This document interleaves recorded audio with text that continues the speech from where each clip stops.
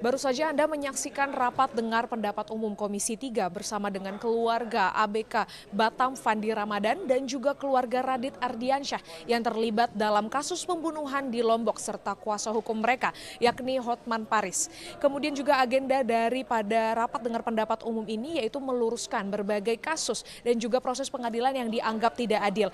Mulai dari kasus yang pertama yakni kasus Pantai Nimpah yang terletak di Lombok Utara, Nusa Tenggara Timur di mana terdapat dua pihak yang terlibat, yakni korban bernama Nima Devani Radia Puspanitra yang berstatus sebagai mahasiswi di Universitas Mataram dan juga terdakwa yang bernama Radit Ardiansyah berumur 19 tahun. Di mana kuasa hukum Hotman Paris menyatakan bahwa kasus ini dianggap janggal sebab Radit Ardiansyah ditemukan dalam kondisi babak belur dan pingsan berjarak 100 meter dari korban yang dimana menyatakan bahwa sebenarnya terdakwa yakni Radit Ardiansyah tidak mungkin melakukan kasus pembunuhan dengan kondisi seperti yang telah disampaikan tadi. Dan juga korban tidak mungkin melakukan pemukulan sampai bonyok oleh Radit Ardiansyah ketika memang korban sudah meninggal terlebih dahulu. Oleh karena itu kuasa hukum menilai bahwa adanya campur tangan orang ketiga yang belum diketahui dan tidak diperhitungkan oleh penyidik serta JPU dari pengadilan sekitar.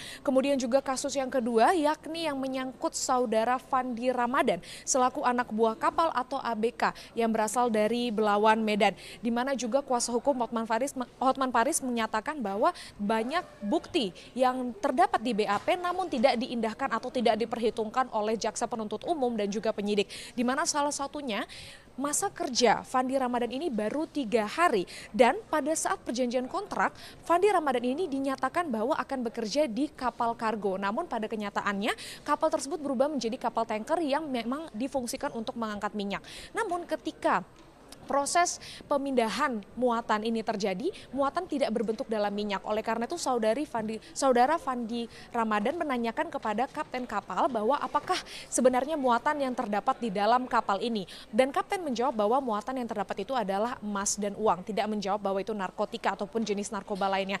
Oleh karena itu Fandi Ramadan bahkan baru mengetahui pada saat penangkapan bahan yang dibawa ataupun barang-barang yang dibawa pada saat kapal tersebut adalah sabu dengan kuantitas hampir 2 juta ton. Oleh karena itu melihat dari ketidakadilan dan kekurangan bukti serta kasus penyidikan yang dilakukan oleh penyidik dan juga penetapan yang dilakukan oleh JPU, Komisi 3 memutuskan untuk memanggil Kapolres Lombok Utara dan Kepala Kejaksaan Negeri Mataram untuk mengusut kasus Radit Ardiansyah dan juga memanggil Kepala Kejaksaan Negeri Batam dan penyidik BNN untuk mengusut kasus narkoba yang melibatkan saudara Fandi Ramadan. Berikut laporan dari TVR Parlemen. Terima kasih.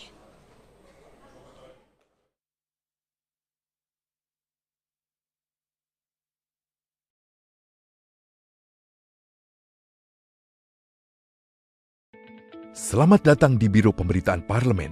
Anda memasuki kawasan zona integritas menuju wilayah bebas dari korupsi atau WBK dan wilayah birokrasi bersih dan melayani atau WBBM.